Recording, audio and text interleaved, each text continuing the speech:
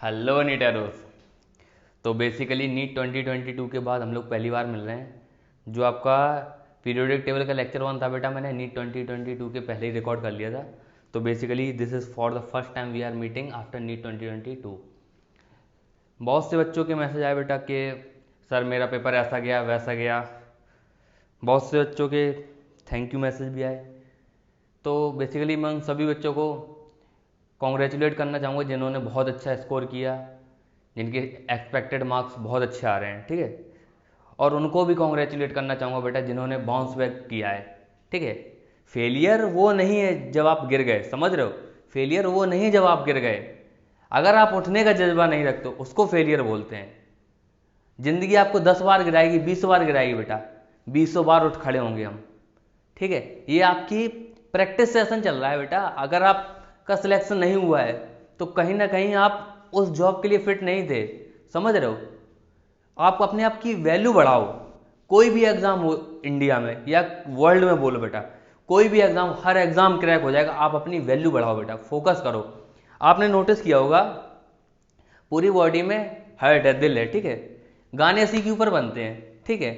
दिल में हो तुम, भगवान दिल में है, लीवर में क्यों नहीं है, पैनक्रियाज में क्यों नहीं है। लीवर और पैनक्रियाज अगर काम करना बंद कर देंगे ना बेटा तो 1 दिन 2 दिन जी लोगे आप लोग। अगर हार्ट ने बंद कर दिया ना काम तो 1 मिनट भी नहीं। तो अपनी वैल्यू बढ़ाओ। कोई भी एग्जाम क्रैक हो जाएगा, अपनी वैल्यू बढ़ाओ, ठीक है। तो एक बार फिर से बाउंस बैक करेंगे बेटा और जी जान लगा देंगे। इस बार जितनी भी कमी रहेगी हमारी नीट 2022 में वो सारी हटा देंगे और नीट 2023 हमारा ही होगा बेटा। और नीट 2023 के लिए इनऑर्गेनिक हम लोग एकदम नए अंदाज में पढ़ेंगे बेटा। बहुत ही ज़्यादा फन होने वाला है पूरी इनऑर्गेनिक केमिस्ट्री के लिए। और आज अपने मेन टॉपिक पाते हैं पीरियोडिक टेबल, ठीक है। तो जल्दी जल्दी बात करेंगे। पिछली बार कुछ छूट गया था, जैसे नॉर्मल रिप्रेजेंटेटिव एलिमेंट आपके कौन से हैं, S and P block element except inert gas, okay. फिर आपका ट्रांजिशन एलिमेंट, ट्रांजिशन किसको बोलते हैं, D block element except zinc cadmium mercury, okay. इनकी प्रॉपर्टीज क्या होती हैं, खास बात क्या होती है, इनको ट्रांजिशन एलिमेंट क्यों बोला गया बेटा। इनका N and N minus one shell incomplete होता है, ठीक है। क्यों कंप्लीट होता है, जैसे हम 3D या किसी भी डी एलिमेंट का कॉन्फ़िगरेशन लिखते हैं, क्या लिखते हैं, NH2 N-1D और NP, ठीक है। तो अगर मान लो D का लिखना है तो NH2 लिख लिया, N-1D लिख लिया, NP लिख लिया। तो अगर D का भरा जा रहा है तो NP खाली है बेटा, ठीक है। तो NP खाली यानी NH खाली है आपका, और N-1D जिंक कैडमियम मरकरी में N-1D आपका फिल रहता है, इसलिए वो क्या है आपके non transition element, transition element नहीं है वो, ठीक है। Zinc cadmium mercury, okay, exception याद रखेंगे। फिर एन तो खाली है ही आपका, N-1 भी आपके खाली, जैसे कॉपर हुआ आपका, scandium titanium vanadium chromium manganese iron cobalt nickel copper, ठीक है। सिमिलरली ये सारे जिंक कैडमियम मरकरी छोड़ के सारे डी ब्लॉक एलिमेंट आपके कैसे हैं, ट्रांजिशन एलिमेंट, ओके। फिर आता है आपका इनर ट्रांजिशन एलिमेंट, इनके नाम में ही छुपा है ट्रांजिशन के अंदर। तो बताओ कहाँ पे हैं आपके ए ब्लॉक एलिमेंट, ट्रांजिशन के अंदर ही है ना, लेंथनम के अंदर है, एक्टीनियम के अंदर है। तो ये क्या है, इनर ट्रांजिशन एलिमेंट। इनके बारे में खास क्या होता है बेटा, इनका nth N-1 N-2 सेल कैसे होते हैं, इनकम्प्लीट होते हैं बेटा, और इनको जनरली क्या बोला जाता है, एफ ब्लॉक एलिमेंट, ओके। ये होगी जनरल बातें। अब आता है हमारा important topic screening effect. Screening effect क्या है, स्क्रीनिंग इफेक्ट में क्या होता है बेटा, देखो किसी एटम के अंदर इलेक्ट्रॉन है, बहुत सारे इलेक्ट्रॉन है, मल्टी इलेक्ट्रॉनिक स्पीसीज जो है उनमें बहुत सारे इलेक्ट्रॉन है। तो एक इलेक्ट्रॉन दूसरे इलेक्ट्रॉन क्या करता है, रिपेल करता है। अगर रिपेल करता है तो रिपल्सन फोर्स बढ़ेगा। On the other hand nucleus आपका अट्रैक्ट कर रहा है, तो दो फोर्सेज आ गए आपके, क्या आ गए, दो फोर्सेज। तो जो न्यूक्लियस बोल रहा था, न्यूक्लियस अट्रैक्ट कर रहा था इलेक्ट्रॉन को, उसके अट्रैक्शन कम किसने कर दिया, उसके आसपास जो सराउंडिंग इलेक्ट्रॉन है, ठीक है। समझ रहे हो, मैं कोई एग्जाम्पल देना नहीं चाहता हूँ, ठीक है, ऐसी बेसिक बातों में समझो। तो जो न्यूक्लियस आपका अट्रैक्ट कर रहा था वो उसके अट्रैक्शन को कम कर दिया सराउंडिंग इलेक्ट्रॉन्स ने, उसको क्या बोलेंगे, स्क्रीनिंग बोलेंगे बेटा। जैसे देखो एग्जाम्पल लेते हैं, ये आपका न्यूक्लियस है, ठीक है। देन ये आपकी फर्स्ट सेल है,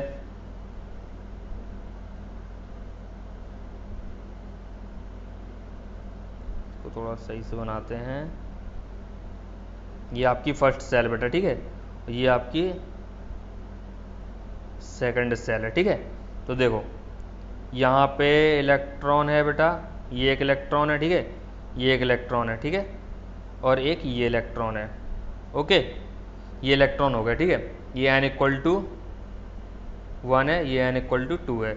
अब देखो ये क्या करेंगे आपस में बेटा, रेपेल करेंगे बेटा, रेपेल, ठीक है, ये क्या करेंगे, रेपेल, ये क्या करेंगे आपस में, अट्रैक्ट, ठीक है, ये क्या करेंगे आपस में, अट्रैक्ट। न्यूक्लियस और इलेक्ट्रॉन क्या करेंगे, अट्रैक्ट करेंगे, इलेक्ट्रॉन इलेक्ट्रॉन क्या करेंगे, रिपेल। तो जो जिस फोर्स से न्यूक्लियस इसको खींचना चाह रहा था बेटा, जिस फोर्स से न्यूक्लियस आउटर मोस्ट इलेक्ट्रॉन को खींचना चाह रहा था, उस फोर्स को कम कर दिया बीच वाले इलेक्ट्रॉन ने। इसको क्या बोलेंगे, स्क्रीनिंग या शील्डिंग इफेक्ट बेटा, समझ में आ रहा है। तो जो आपका, इसको डिनोट किससे करते हैं, सिग्मा से बेटा। ये क्या आपका शील्डिंग कांस्टेंट बेटा, शील्डिंग कांस्टेंट। ओके, ये क्या आपका शील्डिंग कांस्टेंट सिग्मा, ठीक है। इसकी वैल्यूज अलग अलग होती है, स्लेटर्स रूल में हम लोग देखेंगे। ये तो हो गया आपका स्क्रीनिंग। अब कैसे कैसे ऑपरेट होता है ये सब हम लोग क्वेश्चंस में देखेंगे, ठीक है। नेक्स्ट है आपका order of shielding effect in सब सेल्स। सब सेल जैसे एसपीडीएफ हुए आपके, इनके अंदर शील्डिंग इफेक्ट का ऑर्डर क्या है, सबसे ज़्यादा शील्डिंग लगाता है बेटा S, then P, then D, then F. और डी और एफ का शील्डिंग बहुत पुअर होता है बेटा, ठीक है। इसीलिए ट्रांजिशन कॉन्ट्रैक्शन हुआ, लेंथेनाइट कॉन्ट्रैक्शन हुआ, ये देखने को मिलते हैं, ठीक है। इनके प्रैक्टिकल एप्लीकेशन है। Okay, now effective nuclear charge. जो न्यूक्लियर चार्ज था बेटा, जो आपका बीच में पॉजिटिव न्यूक्लियस में पॉजिटिव था, जो इलेक्ट्रॉन खींच रहा था, उसकी पावर को कम कर दिया। उसकी पावर को कम करने के बाद जो बचा उसको क्या बोलेंगे, इफेक्टिव न्यूक्लियर चार्ज। मान लो अगर वो जेड से खींच रहा था बेटा, तो सिग्मा ने कम कर दिया। ये क्या है बेटा आपका effective nuclear charge, Z effective. ये क्या है आपका जेड इफेक्टिव, ठीक है। तो समझे बात को, जिस पावर से न्यूक्लियस खींच सकता था उस पावर को कम कर दिया शील्डिंग ने। जितनी बची पावर उसको बोलेंगे, क्या बोलेंगे, इफेक्टिव न्यूक्लियर चार्ज। अब शील्डिंग को कैलकुलेट कैसे करते हैं, इफेक्टिव न्यूक्लियर चार्ज को कैलकुलेट कैसे करते हैं, ये सब बताया था स्लेटर्स रूल ने, कैसे जेड इफेक्टिव कैलकुलेट करते हैं, ठीक है। तो स्लेटर्स रूल 1 बाय 1 देखेंगे। पहला स्लेटर का रूल है आपका हीलियम लाइक स्पीसीज के लिए 1s2 जिनका कॉन्फ़िगरेशन होता है। देखो एक बहुत कॉमन सेंस की बात है, अगर आप एक इलेक्ट्रॉन के ऊपर लगा रहे हो, एक इलेक्ट्रॉन के ऊपर आप इफेक्टिव न्यूक्लियर चार्ज देख रहे हो, तो सराउंडिंग क्या है, बाकी जितने बचे उसको छोड़ देंगे। खुद का खुद पे रिपल्सन थोड़ी नहीं लगाएगा वो, जिस इलेक्ट्रॉन पे हम लोग कैलकुलेट करना चाह रहे हैं, तो अदर रिपल्सन लगाएंगे। खुद को वो जिस पे हम लोग रिपल्सन देख रहे हैं उसको खुद को कैलकुलेट नहीं करेंगे, ठीक है। तो जो आपका हीलियम लाइक स्पीसीज होता है उसमें शील्डिंग कांस्टेंट कितना होता है, 0.3, ठीक है। क्वेश्चन करेंगे तब समझ में आएगा।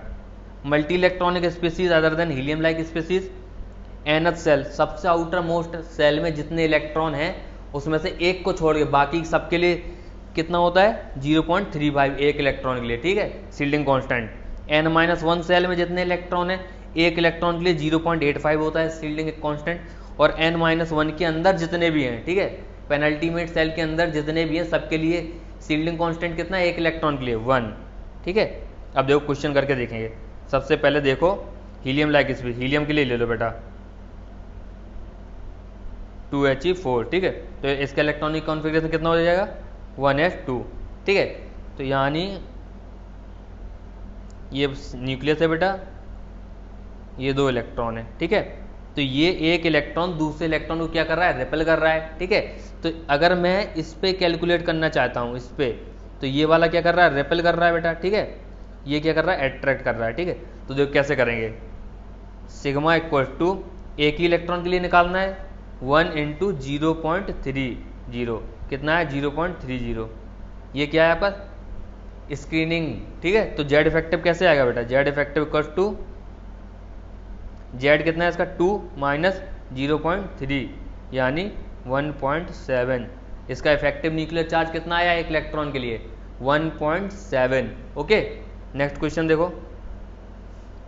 अगर मैं ले लूँ कार्बन बेटा, कार्बन 6 इलेक्ट्रॉन होते हैं इसके अंदर, 6 प्रोटॉन होते हैं। तो इसका कॉन्फ़िगरेशन लिखो 1s2 2s2 2p2, ठीक है। तो ये क्या है आपकी आउटर मोस्ट सेल, ये क्या है n-1 सेल, ठीक है। तो कैलकुलेट कैसे करेंगे, सिग्मा इक्वल टू, यहाँ 4 इलेक्ट्रॉन है लेकिन एक के ऊपर कैलकुलेट करेंगे, बाकी 3 आपके रिपेल करेंगे बेटा।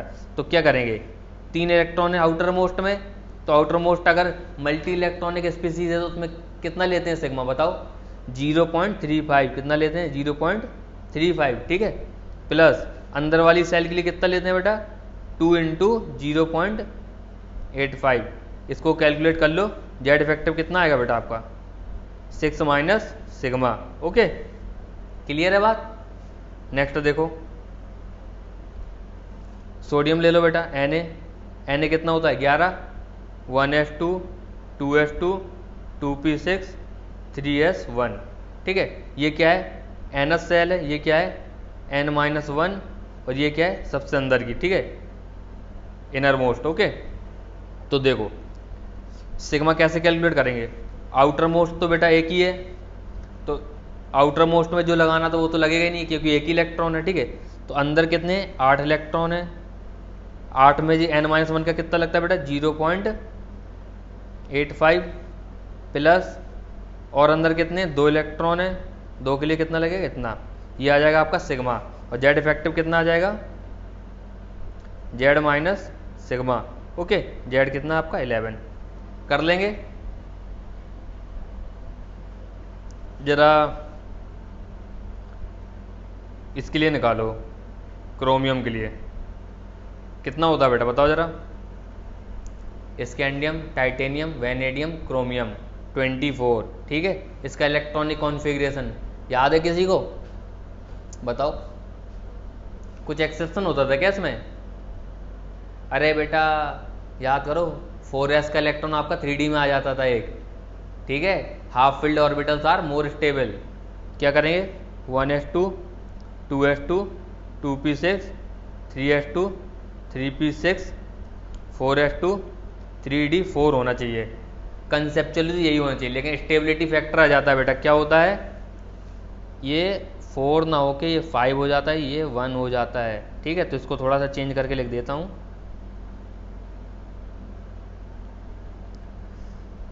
3d5 4s1, ये क्या है आपकी nth सेल, ये क्या है आपकी n-1, ठीक है, तो इसके लिए कितना लेंगे, nth में तो कितना है आपका एक ही इलेक्ट्रॉन है, उसी के ऊपर हमें निकालना है इफेक्टिव न्यूक्लियर चार्ज, ठीक है, यहाँ पे कितना लेंगे 0.85 सिग्मा की वैल्यू, यहाँ पे कितनी लेंगे सिग्मा की वैल्यू 1, तो सिग्मा कैसे निकलेगा आपका 6 2 8 5 13 13 × 0.85 प्लस 6 2 8 2 10, तो 10 इलेक्ट्रॉन हो गए आपके, 10 × 1, तो ये आ जाएगा आपका सिग्मा, और जेड इफेक्टिव कितना आ जाएगा बेटा आपका 24 माइनस सिग्मा।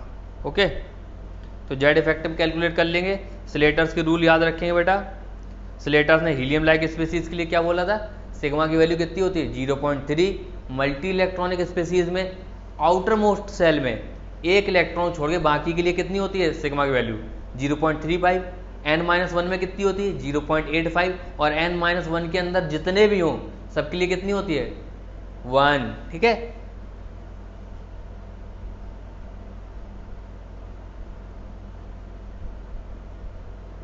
अब आते हैं आगे, ठीक है, तो बेसिक बातें हो गई, क्या क्या चीज़ें आपकी अफेक्ट कर रही हैं एटॉमिक रेडियस को, ठीक है, शील्डिंग आपकी आउटर मोस्ट इलेक्ट्रॉन पे फोर्स कम कर देती है न्यूक्लियस का, जिसकी वजह से रेडियस क्या होता है बढ़ जाता है, ठीक है। अब एटॉमिक रेडियस की बात करेंगे, एटॉमिक रेडियस बेटा आपकी बॉन्ड्स के अकॉर्डिंग 4 टाइप्स में डिवाइड की गई है, ऑन द बेसिस, OTBO का मतलब है ऑन द बेसिस ऑफ, अगर आप मेरे नोट्स पढ़ते हैं, आपने मेरे नोट्स पढ़े हैं तो TBA भी लिखा देखा होगा बेटा, TBA का मतलब होता है टू बी आस्क्ड, मतलब किसी टीचर से डिस्कस करना है, ठीक है, पढ़ना है। TBD का मतलब होता है बेटा टू बी डिस्कस, किसी फ्रेंड के साथ डिस्कस करना है, ठीक है। TBS का मतलब होता है बेटा टू बी स्टडी, कोई टॉपिक भूल गए जो सही से याद नहीं आ रहा है, कोई डाउट नहीं है, कोई टॉपिक भूल गए तो TBS यानी तो उसको पढ़ना है दोबारा सही से, ठीक है, तो इन फुल फॉर्म को थोड़ा ध्यान रखेंगे, TBA TBD TBS OTBO यानी on the basis of, on the basis of bond atomic radius has been classified into 4 categories, कौन कौन से, कोवेलेंट बॉन्ड बेटा, metallic, van der Waals and ionic. Okay, covalent किस में, नॉन मेटल्स में देखेंगे, मेटेलिक बॉन्ड मेटल्स में देखेंगे, मेटेलिक रेडियस आपका मेटल्स में देखेंगे, वैंडरवाल इनर्ट गैसेस के लिए है, और आयनिक आपका कैटायन एंड अनायंस के रेडियस के लिए है। ओके, अब देखिए कोवेलेंट रेडियस, कोवेलेंट रेडियस में भी क्या है, होमो atomic molecule, hetero atomic molecule. Covalent में क्या होता है, ओवरलैपिंग ऑफ ऑर्बिटल से बनता है बेटा बॉन्ड, ठीक है, ओवरलैपिंग ऑफ ऑर्बिटल।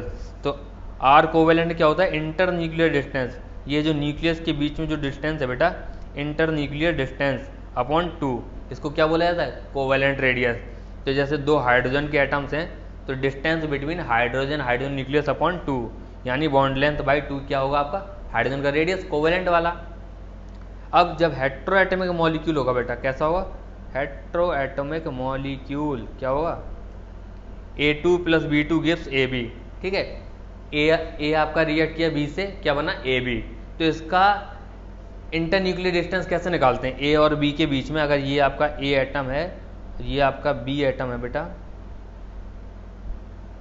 ये आपका B एटम है, इनके बीच में इंटर न्यूक्लियर डिस्टेंस क्या है, ये आपकी इंटर न्यूक्लियर डिस्टेंस IND है।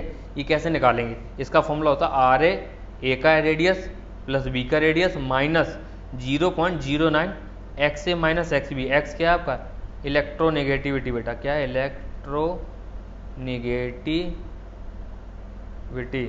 इलेक्ट्रोनेगेटिविटी हम लोग इसी चैप्टर में डिटेल में पढ़ेंगे आगे चल के, ठीक है। तो जैसे एक क्वेश्चन दिया आपके लिए प्रैक्टिस के लिए, find the inter nuclear distance of HCl, HCl की जो इंटर न्यूक्लियर डिस्टेंस है उसको पता करना है, ठीक है। जो आपका HH के बीच में डिस्टेंस है 6 एंगस्ट्रॉम है, Cl के बीच में डिस्टेंस जो है आपका 16 एंगस्ट्रॉम है, हाइड्रोजन का इलेक्ट्रोनेगेटिविटी 2.1 है, क्लोरीन का इलेक्ट्रोनेगेटिविटी 3 है। तो कैलकुलेट करेंगे, करो जरा, इंटर न्यूक्लियर डिस्टेंस बराबर RA plus RB minus 0.09 XA minus XB, ठीक है बेटा। और ये मॉड में लेना, हमेशा इनका पॉजिटिव लेना है, ठीक है, इन दोनों का डिफरेंस का, या यहाँ पे डिफरेंस का साइन लगा लो, ठीक है, डिफरेंस। तो HH के बीच में डिस्टेंस कितनी दी है आपको, 6 दी है, और Cl के बीच में 16। तो RA यानी हाइड्रोजन का रेडियस कितना होगा बेटा, 6/2 प्लस क्लोरीन का रेडियस कितना होगा, 16/2 माइनस 0.09 3 माइनस 2.1 कितना होगा बेटा बताओ, 3 प्लस 8 माइनस 0.09 इंटू 0.9, कैलकुलेट कर लेना, ठीक है, मेरा कोई इंटरेस्ट नहीं है मैथमेटिक कैलकुलेशन में, ठीक है। तो निकाल लेंगे हेटेरो एटॉमिक मॉलिक्यूल में इंटर न्यूक्लियर डिस्टेंस का फॉर्मूला याद रखेंगे, ठीक है, RA plus RB minus 0.09 XA minus XB। फिर आपका metallic radius, not very important, ठीक है। मेटेलिक रेडियस में क्या होता है, एक जो मेटेलिक क्रिस्टल होती है उसमें आपके मेटल के एटम्स अरेंज होते हैं, ठीक है। तो दो एटम्स के बीच में जो इंटर न्यूक्लियर डिस्टेंस होती है उसको मेजर कर लेते हैं, उसका डिवाइड बाई 2 कर देते हैं, ठीक है। तो जैसे आपका ये एक न्यूक्लियस है, ये एक न्यूक्लियस है, ये दो मेटेलिक एटम है बेटा, इनके बीच की डिस्टेंस कैलकुलेट कर ली, उसका डिवाइडेड बाई 2 कर दिया, तो ये क्या हो गया आपका आर मेटेलिक। देन आपका vendor wall radius, vendor wall radius ऐसे मॉलिक्यूल्स के लिए होता है बेटा जो आपस में इंटरेक्ट नहीं करते, समझ रहे हो, बॉन्ड फॉर्मेशन नहीं करते। इनर्ट गैसेज जो होती हैं आपकी किसी से बॉन्ड फॉर्मेशन नहीं करती, ठीक है। तो जो आपकी इनर्ट गैसेज होती हैं उनमें क्या किया जाता है, जो मैक्सिमम पॉसिबल पास की डिस्टेंस तक आ सकते हो वो मेजर कर ली जाती है उनके न्यूक्लियस के थ्रू, ठीक है।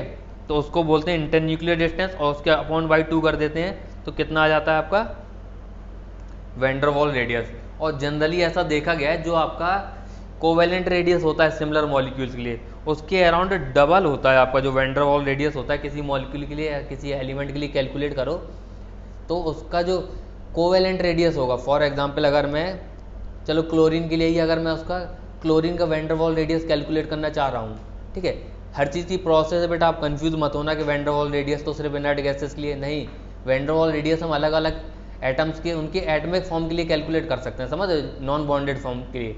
तो जैसे मान लो क्लोरीन का अगर हम लोग वेंडर वॉल रेडियस कैलकुलेट करना चाहते हैं तो उसका approximately 2 times of covalent radius आएगा वेंडर वॉल रेडियस, ठीक है, ये अप्रॉक्सीमेशन है, ठीक है।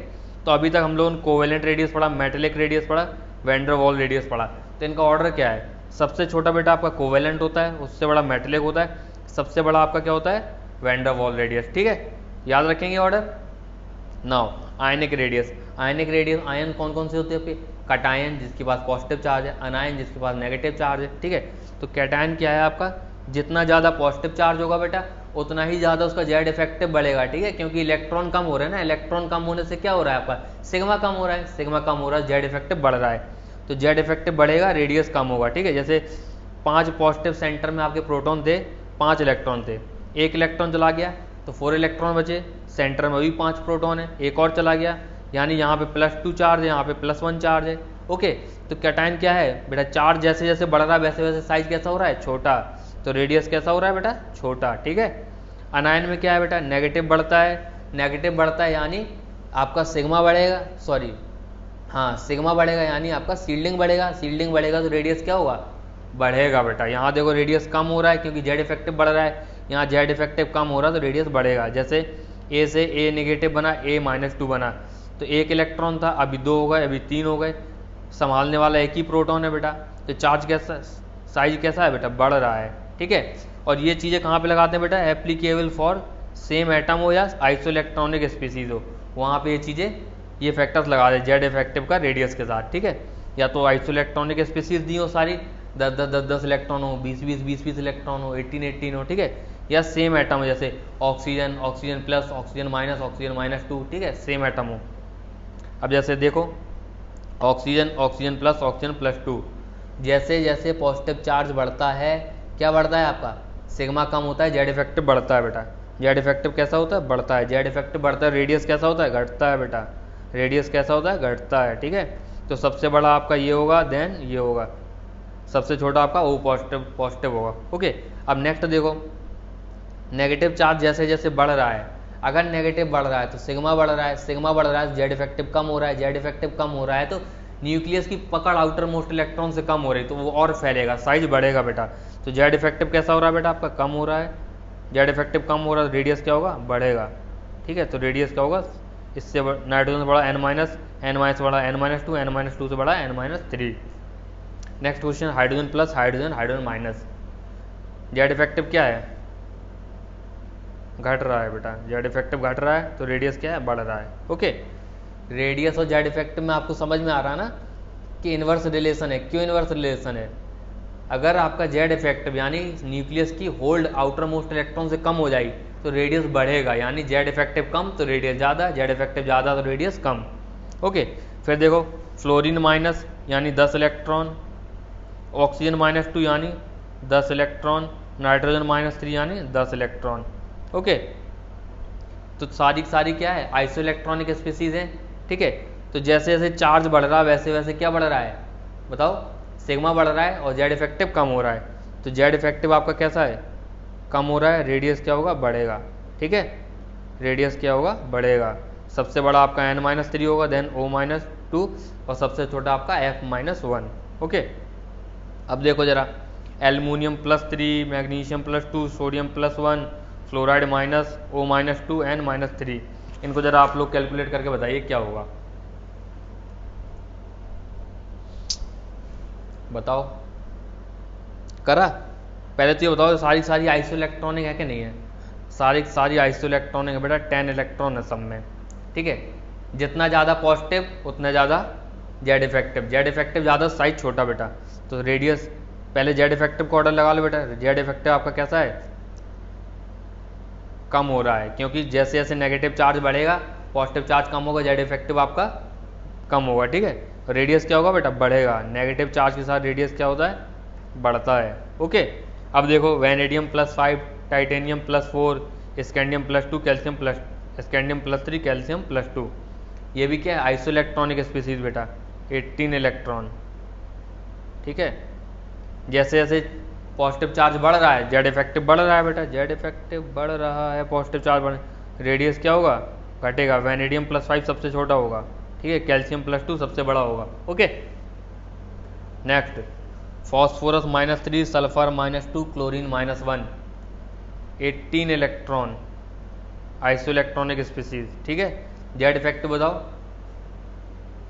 जेड इफेक्टिव आपका कम हो रहा है बेटा, ठीक है, तो रेडियस क्या होगा, सॉरी जेड इफेक्टिव आपका फॉस्फोरस -3 से क्लोरीन -1 तक बढ़ रहा है, तो रेडियस क्या होगा, कम होगा, फॉस्फोरस -3 आपका सबसे बड़ा होगा, ठीक है। ये वाला क्वेश्चन करो जरा, मस्त क्वेश्चन है ये। करो करो। अरे करो यार, आप लोगों के लिए तो है ये सब, मेरे लिए है क्या, मैं तो पढ़ के आता हूँ, ठीक है। ये आप लोगों के लिए कंसेप्ट समझो, क्वेश्चन मेरे साथ करो, अगर नहीं आएगा तो यहीं कहीं सॉर्ट आउट हो जाएगा ना। अभी आप सॉल्व करोगे तो आपको पता चलेगा आप गलती क्या कर रहे हैं, जब मैं सॉल्व करूंगा तो आप हैंड टू हैंड उसको इरेडिकेट कर सकते हैं उस गलती को, ठीक है। स्मार्ट स्टडी की ज़रूरत है। ये क्या है आपके आइसोइलेक्ट्रॉनिक स्पीसीज, सेकंड पीरियड के, पीरियड क्या है इनका 2 है, इलेक्ट्रॉन कितने हैं इनके 10, इनका पीरियड क्या है थर्ड पीरियड है बेटा, थर्ड पीरियड के एलिमेंट है, 18 इलेक्ट्रॉन स्पीसीज है बेटा। ये दोनों क्या है फोर्थ पीरियड के एलिमेंट हैं, 36 इलेक्ट्रॉन है बेटा, ठीक है। ये क्या है फिफ्थ पीरियड के और 54 इलेक्ट्रॉन, ठीक है। तो जैसे जैसे सेल का नंबर बढ़ता है वैसे वैसे साइज बढ़ता है। तो अगर ग्रुप वाइज देखूं मैं तो सबसे छोटे बेटा ये होंगे, देन ये होंगे, देन ये होंगे, ठीक है। अब इनको आपस में कैसे अरेंज करेंगे, फ्लोरीन -1 ऑक्सीजन -2, तो जैसे जैसे नेगेटिव बढ़ता है साइज बढ़ता है, ठीक है। फिर क्या होगा, देखो इसको अरेंज करते हैं सही से, फ्लोरीन माइनस से बड़ा O-2, उससे बड़ा N-3, उससे बड़ा Cl-, उससे बड़ा सल्फर -2, उससे बड़ा फॉस्फोरस -3, उससे बड़ा सेलेनियम -2, सॉरी ब्रोमीन -1, उससे बड़ा सेलेनियम -2 और सबसे बड़ा आयोडीन-, ठीक है। अरेंज कर लेंगे, ये आपकी फिफ्थ पीरियड एलिमेंट है, ये फोर्थ पीरियड एलिमेंट है, थर्ड पीरियड, ये सेकंड पीरियड, ठीक है। नेक्स्ट है फैक्टर्स अफेक्टिंग एटॉमिक रेडियस, ठीक है। एटॉमिक रेडियस को कौन कौन से फैक्टर्स अफेक्ट करते हैं, सोचो जरा। अभी तो हम लोग जेड इफेक्टिव की बात कर रहे हैं, सेल की भी बात कर ली कि कौन से सेल का एलिमेंट है, सेकंड सेल में है, थर्ड सेल में है, फोर्थ सेल में है, कौन से पीरियड में है, ठीक है। तो 2 फैक्टर्स अभी हमने डिस्कस कर लिए। Z effective applied for left to right across a period, Z effective किस में लगाते हैं, left to right across a period, ठीक है। जेड इफेक्टिव अगर आपका ज़्यादा है तो एटॉमिक रेडियस कम होता है, इसलिए मैंने बताया इनवर्स रिलेशन होता है। तो Z effective is inversely proportional to atomic radius, Z effective ज़्यादा है रेडियस कम। जैसे जैसे पॉजिटिव चार्ज बढ़ेगा वैसे वैसे जेड इफेक्टिव बढ़ेगा, वैसे वैसे रेडियस कम होगा। जैसे जैसे नेगेटिव चार्ज बढ़ेगा जेड इफेक्टिव कम होगा, रेडियस बढ़ेगा, ठीक है। तो ये कंसेप्ट किसके लिए, same atom and isoelectronic species के लिए, ठीक है। और ये जेड इफेक्टिव अगर अकेला लगाना आपको, देखिए ये चीज़ जो आपकी है ये है आपकी same atom and isoelectronic species के लिए, ओके। और जो आपका Z effective is inversely proportional to atomic radius, ठीक है। तो वो किस में लगाना है, पीरियड के अलॉन्ग। तो जैसे boron, carbon, nitrogen, oxygen, fluorine आपका एक ही पीरियड का एलिमेंट है, सेकंड पीरियड का एलिमेंट। तो जरा अरेंज करो कैसे इनका एटॉमिक रेडियस आएगा, कंसेप्ट लगाओ। एलोंग अ पीरियड जेड इफेक्टिव कैसा होता है बताओ जरा, सोच पा रहे हो कुछ, क्या होना चाहिए Z effective along a period. बेटा जेड इफेक्टिव बढ़ता है आपका एलोंग अ पीरियड, क्या बढ़ता है, जेड इफेक्टिव आपका एलोंग अ पीरियड बढ़ता है। अगर आपको नहीं समझ में आया कैसे बढ़ता है तो आप एक काम करना, सेकंड पीरियड के एलिमेंट के लिथियम से लेके फ्लोरीन तक सबका जेड इफेक्टिव कैलकुलेट करना स्लेटर्स रूल से, और आप देखेंगे ग्रेजुअल जेड इफेक्टिव आपका बढ़ रहा है। जेड इफेक्टिव अगर बढ़ रहा है तो साइज कैसा होता है, घटता है बेटा। बोरोन से छोटा कार्बन, से छोटा नाइट्रोजन, छोटा ऑक्सीजन, छोटा फ्लोरीन, ठीक है। ये आपके अनचार्ज स्पीसीज हैं, अगर चार्ज स्पीसीज होंगी तो आइसोइलेक्ट्रॉनिक या सेम एटम में हम लोग अप्लाई करेंगे ये चीज़, ठीक है। नेक्स्ट है आपका फैक्टर सेल नंबर, जैसे जैसे एन इंक्रीज होता है, जिस इलेक्ट्रॉन की हम लोग बात कर रहे हैं आउटर मोस्ट इलेक्ट्रॉन की, वो कौन से सेल में है, कौन से एन में है, अगर वो एन आपका बढ़ेगा तो आपका रेडियस भी बढ़ेगा। इफ एन इंक्रीजेज बेटा, if N increases then atomic radius also increases, applied for top to bottom down the group, ठीक है। तो अगर आपका टॉप टू बॉटम अगर पीरियड चेंज होता है तो एन चेंज होता है, एन चेंज होता है तो आपका रेडियस चेंज होता है, ठीक है। तो जो आपका सेल का फैक्टर है बेटा ये आपको टॉप टू बॉटम ग्रुप में लगाना है, ठीक है। एक चीज़ और बेटा, जब मैं पढ़ता था, जब मैं तैयारी कर रहा था, जब मैं प्रिपरेटरी फेज में था, तो मेरे बहुत सारे क्वेश्चंस रुक जाते थे, फंस जाते थे, जिनमें मुझे बहुत डाउट होता था। तो मैंने खुद के लिए एक चीज़ बनाई थी बेटा, जब भी आपके लिए अगर रेडियस का नाम मेंशन कर दिया जाए, अगर रेडियस का नाम जैसे covalent radius across the period पूछ लिया आपसे, मेटलिक रेडियस पूछ लिया, कोई भी वैन डर वाल रेडियस पूछ लिया, ठीक है, अगर रेडियस का नाम स्पेसिफाई कर दिया बेटा, if the type of radius यानी name is mentioned in a period then left to right radius always decreases, ठीक है, तो लेफ्ट टू राइट रेडियस हमेशा डिक्रीज होता है अगर आपका रेडियस का टाइप यानी नाम मेंशन कर दिया। जैसे एक क्वेश्चन देखो, right the van der Waals radius order in the second period, second period element के लिए सभी के लिए van der Waals radius calculate करना है, तो बेटा अलोंग द पीरियड आपका लेफ्ट टू राइट रेडियस हमेशा डिक्रीज होता है, तो van der Waals radius lithium का सबसे ज़्यादा होगा, then beryllium, boron, carbon, nitrogen, oxygen, fluorine, neon, neon का वैन डर वाल रेडियस अगर सबका van der Waals radius compare किया जा रहा है तो उसमें नियॉन का सबसे छोटा होगा, ठीक है, क्लियर है, अगर सबका कंपेयर किया जा रहा है बेटा। अगर नॉर्मल आपको एटॉमिक रेडियस लिख दिया है तो ध्यान रखेंगे इनर्ट गैस के लिए हमेशा van der Waals radius calculate हुआ है, उनका एटॉमिक रेडियस कैलकुलेट ही नहीं हुआ। तो अगर आपको नॉर्मली बोल दिया जाए सेकंड पीरियड में सबसे बड़ा एटॉमिक रेडियस किसका होता है, तो आपको इनर्ट गैस का बताना है, ठीक है, नियॉन का। अगर आपको रेडियस का नाम स्पेसिफाई कर दिया पूरे अक्रॉस द पीरियड तो आपको कंटिन्यूसली रेडियस में साइड डिक्रीज करना है। अब देखो यहाँ पे, इफ एटॉमिक रेडियस इज आर्ड then inert gas has maximum radius, ठीक है, क्यों मैक्सिमम, क्योंकि इनर्ट गैस के लिए तो हमेशा ही बेटा van der Waals radius calculate हुआ है, तो van der Waals radius other covalent radius हुआ आपके मेटलिक रेडियस इनसे तो बड़ा ही होता है ना, ठीक है, नाम स्पेसिफाई कर दिया जाए तो नो डाउट डिक्रीजिंग ऑर्डर बिल्कुल। अब variation of radius in S block, S block में कौन कौन है, 1A 1B sorry 1A 2A, ठीक है, एल्कलाइन अर्थ मेटल और एल्कली अर्थ मेटल। पहला आपका 1A lithium, sodium, potassium, rubidium, caesium, francium, ठीक है, इनमें क्या होगा, टॉप टू बॉटम सेल का साइज बढ़ रहा है, एन का साइज बढ़ रहा है, तो क्या होगा, रेडियस बढ़ेगा बेटा, कंटिन्यूसली आपका रेडियस बढ़ेगा, ठीक है, और यहाँ रेडियस ऑलमोस्ट बराबर हो जाता है, ठीक है, क्योंकि एक चीज़ और है, जो टॉप टू बॉटम आप जेड इफेक्टिव अगर कैलकुलेट करोगे बेटा तो एक समय के बाद जेड इफेक्टिव आपको कांस्टेंट आ जाता है, तो बहुत ज़्यादा मार्क्ड राइज नहीं दिखता है रेडियस में, ठीक है। फिर आपका सेकंड है beryllium, magnesium, calcium, strontium, barium, ये भी ऑलमोस्ट बराबर हो जाते हैं, ठीक है, बेरियम और रेडियम, ठीक है। ये तो हो गया आपका एस ब्लॉक में वेरिएशन। अगर आपका एस ब्लॉक में दोनों में आपस में मिक्स कर दे रेडियस का साइज तो कैसे करेंगे, देखिए, ली ना की रब से फरियाद, ठीक है, बेटा मांगे कार स्कूटर बाप राजी, ठीक है। इसमें क्या होता है, बेरिलियम से बड़ा होता है आपका लिथियम, लिथियम से बड़ा मैग्नीशियम, मैग्नीशियम से बड़ा सोडियम, ठीक है, सोडियम से बड़ा कैल्शियम। अब कैल्शियम से क्या होता है बेटा, ट्रिक चेंज हो जाती है, कैल्शियम से स्ट्रोंशियम, स्ट्रोंशियम से barium, then potassium, rubidium, caesium, ठीक है, ये होता है साइज का ऑर्डर। सबसे पहले beryllium, then lithium, then magnesium, then sodium, then calcium, then strontium, then barium, उससे बेरियम से ही बड़ा बेटा आपका potassium, then rubidium, then caesium, ठीक है। सीजियम की एक बहुत खास है बेटा, बहुत सॉफ्ट मेटल होता है और फोटो सेल्स में इसका यूज़ किया जाता है, ठीक है, ओके। नेक्स्ट एक क्वेश्चन आपके लिए, राइट द करेक्ट इंक्रीजिंग और decreasing order of X Y Z.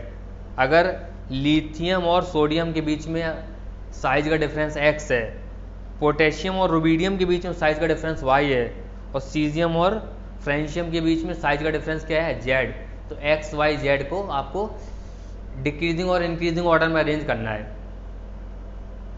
देखो बेटा होता क्या है, जो आपका z इफेक्टिव है यहाँ तो सिग्निफिकेंटली चेंज होता है बेटा, सिग्निफिकेंटली जेड इफेक्टिव आपका सिग्निफिकेंटली चेंज होता है, लेकिन यहाँ बेटा कांस्टेंट सा हो जाता है बेटा जेड इफेक्टिव, ठीक है, जेड इफेक्टिव कांस्टेंट हो जाता है, साइज का वेरिएशन बहुत ज़्यादा नहीं आता है, ठीक है।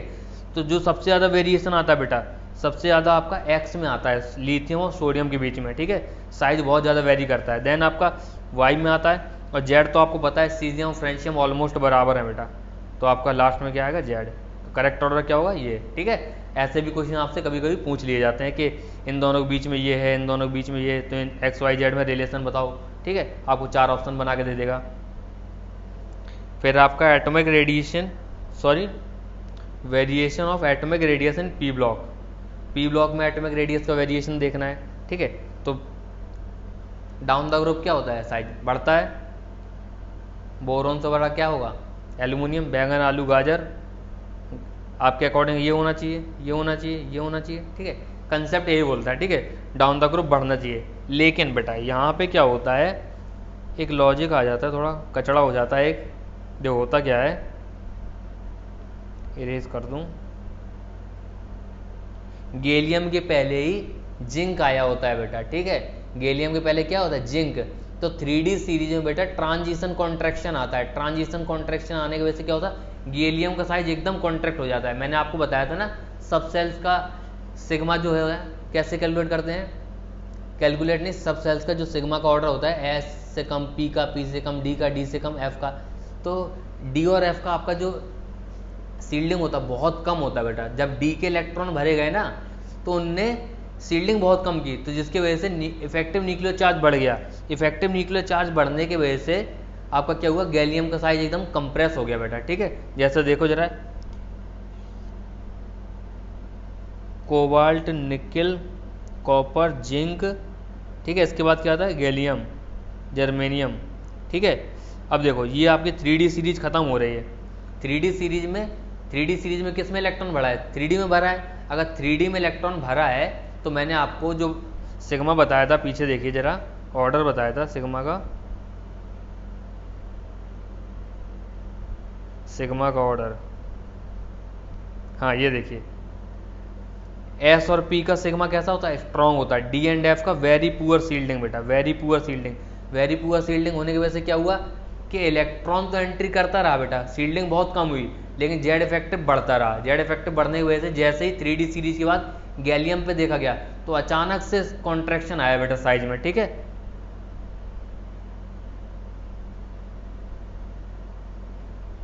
कॉन्ट्रैक्शन आया तो देखिए कहाँ पे है, ये रहा।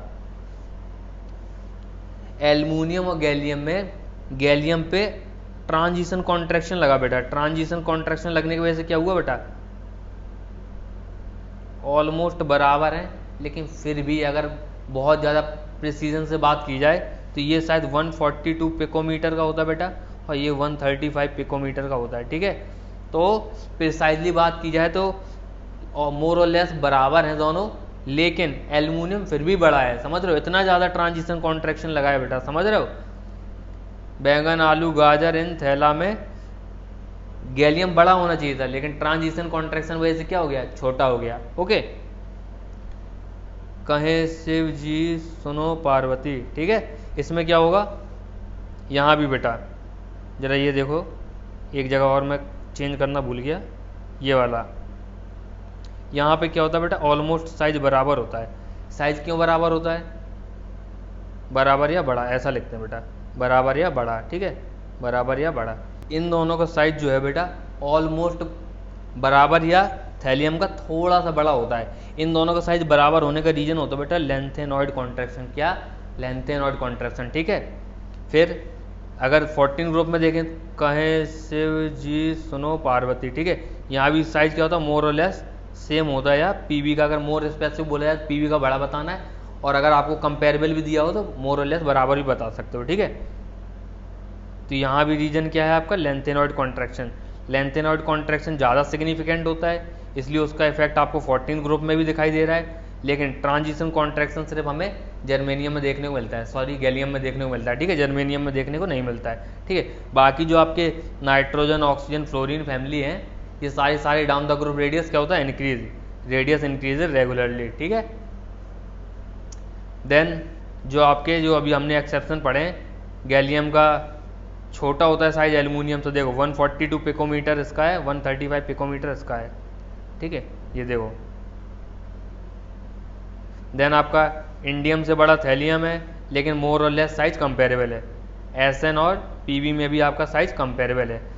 जब इतना पढ़ ही रहे, साथ ही साथ एक जर्कोनियम और हाफनियम का भी देख लेते हैं बेटा।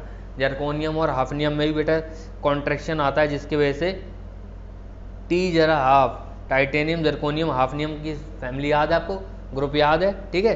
तो टी जरा हाफ में साइज ऐसे बढ़ रहा होता है, लेकिन यहाँ पे कॉन्ट्रैक्शन आ जाता है बेटा। हाफनियम में क्या आ जाता है, कॉन्ट्रैक्शन। हाफनियम में कॉन्ट्रैक्शन आने की वजह से क्या होता है, साइज छोटा हो जाता है। ऑलमोस्ट बराबर हैं, लेकिन फिर भी अगर प्रिसाइज देखा जाए बेटा तो जर्कोनियम आपका बड़ा है। ठीक है, ये आपकी 12th की इनऑर्गेनिक एनसीईआरटी में दिया क्लियरली। तो ये तो बहुत ही ज़्यादा मतलब गांठ बांध लो, ये बहुत इंपॉर्टेंट है। टी जरा हाफ वाला, zirconium is greater than hafnium. Okay, then आपका अगर आयंस में कंपैरिजन करवाया जाए तो देखो सारे के सारे आयंस लिखो ऐसे। ठीक है, बेरिलियम +2, मैग्नीशियम, कैल्शियम +2, स्ट्रोंशियम +2 और आपका बेरियम +2। इनमें क्या होता है रिलेशन, ऐसे बेटा ऑलमोस्ट बराबर, या सोडियम +2 आपका सोडियम प्लस आपका कैल्शियम +2 से बड़ा हो सकता है या बराबर होगा बेटा। ठीक है, ये रिलेशन बताना है आपको।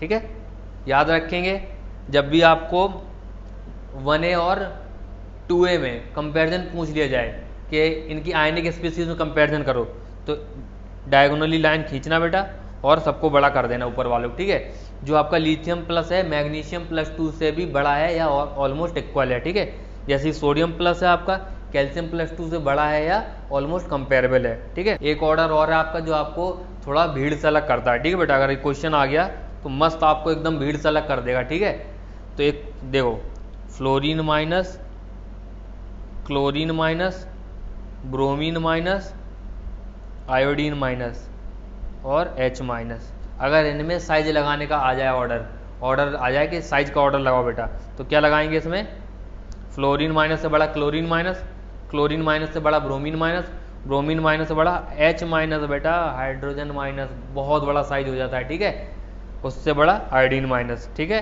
तो जो H माइनस है आपको ब्रोमीन के आगे रखना है। ठीक है, ब्रोमीन माइनस से भी बड़ा हो जाता है साइज H माइनस का नेगेटिव आने पे। फिर आपका लेंथेनॉइड सीरीज में, लेंथेनॉइड यानी F ब्लॉक एलिमेंट बेटा, 4F सीरीज। 4F सीरीज की बात करेंगे, 4F सीरीज में क्या था, cerium, praseodymium, neodymium, promethium, samarium, europium, gadolinium, terbium. ठीक है, तो देखो अगर नॉर्मल एटम्स की बात की जा रही है, कोई आयन नहीं है। ठीक है, तो cerium, praseodymium, neodymium, promethium, samarium, europium, gadolinium, terbium. ठीक है, डैश डैश डैश। ठीक है, इनको थोड़ा सा सही से कर देते हैं।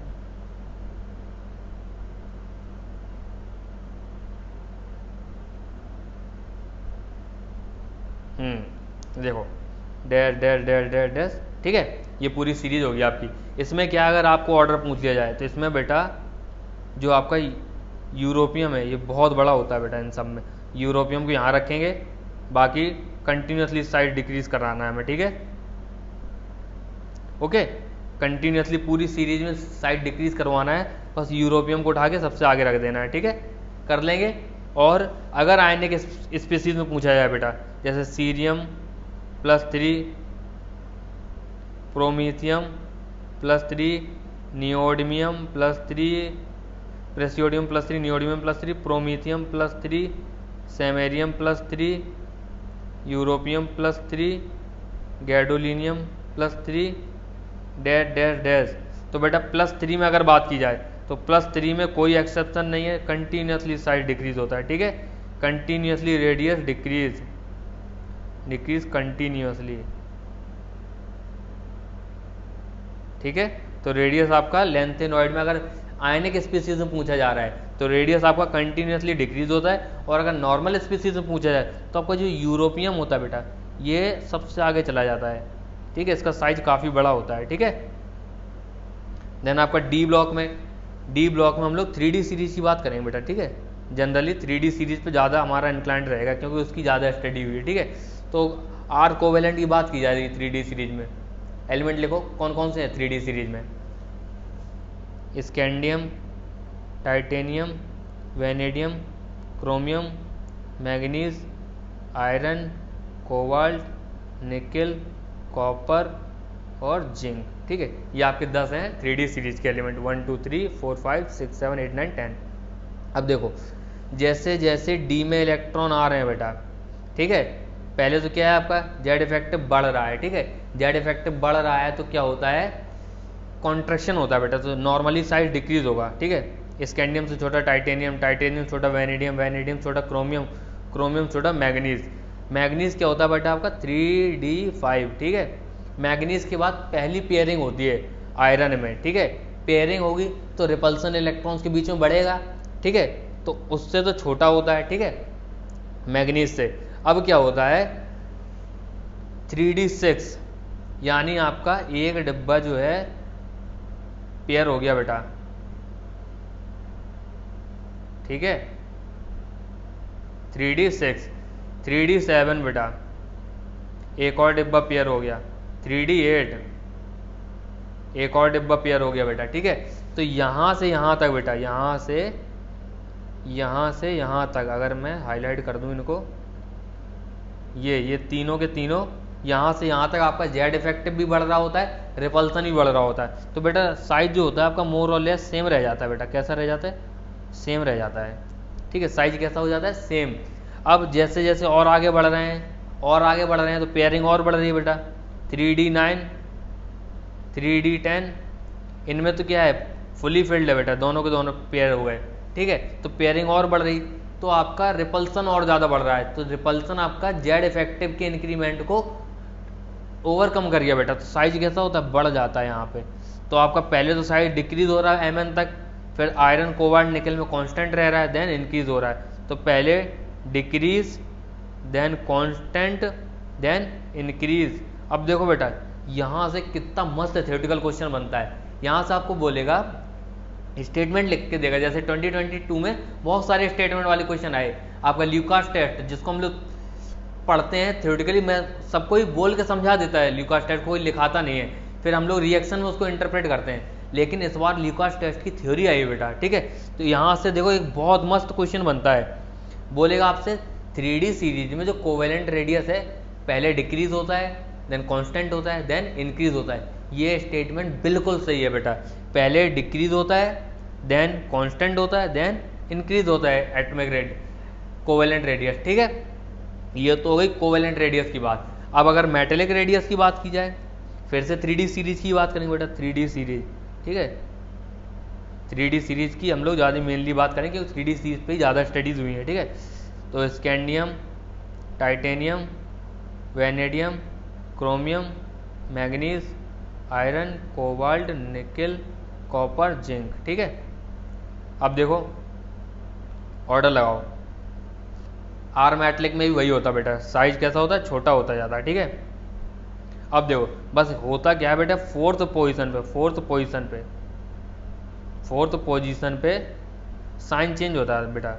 जो आपका ऐसा होना चाहिए था, ऐसा ना हो के ये आपका ऐसा हो जाता है, ठीक है। यहाँ फिर से बराबर, यहाँ इंक्रीज, ठीक है। तो चेंजेस कहाँ पे आए हैं बेटा आपके? सिर्फ चेंजेस आया है यहाँ पे, इस फोर्थ पोजीशन पे। जो फोर्थ साइन था आपका जस्ट ऑपोजिट कर दिया है। मैग्नीज आपका क्या है? क्रोमियम का जो आपका मैग्नीज का मेटलिक रेडियस है क्रोमियम से ही बड़ा है, ठीक है।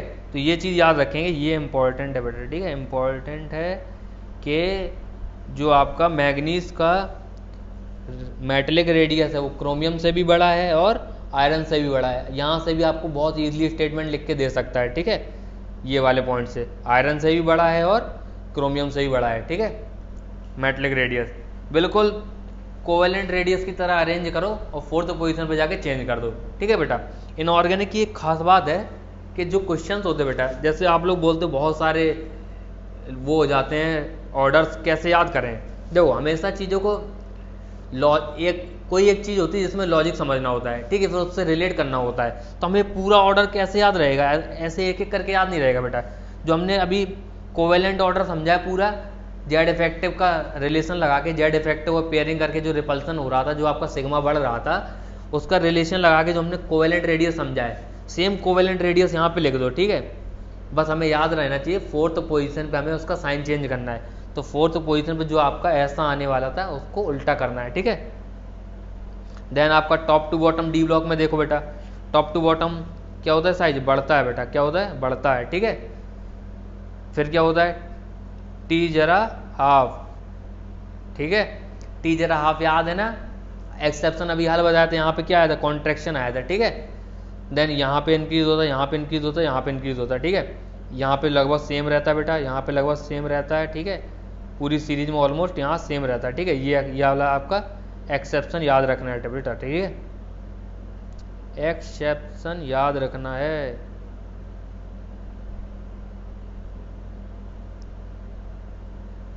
एनसीईआरटी में दिया बेटा, ऐसा मत सोचना सर अपने मन से बता रहे हैं, ठीक है, एनसीईआरटी में गिवन है ये चीज, ठीक है।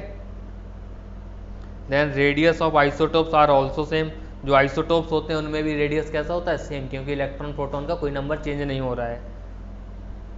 Then arrange according to radius, radius के अकॉर्डिंग अरेंज करना है। ये क्या है, सेकंड पीरियड के एलिमेंट, ये क्या है, थर्ड पीरियड के एलिमेंट, ठीक है। पहली बात तो ये दोनों बड़े होंगे। अब कार्बन से छोटा होता है नाइट्रोजन, तो कार्बन से छोटा नाइट्रोजन, ठीक है, और इनसे दोनों से बड़ा कौन है, सिलिकॉन से छोटा फॉस्फोरस, ठीक है। ऑर्डर लगा लोगे, कैसा आया ऑर्डर बताओ जरा,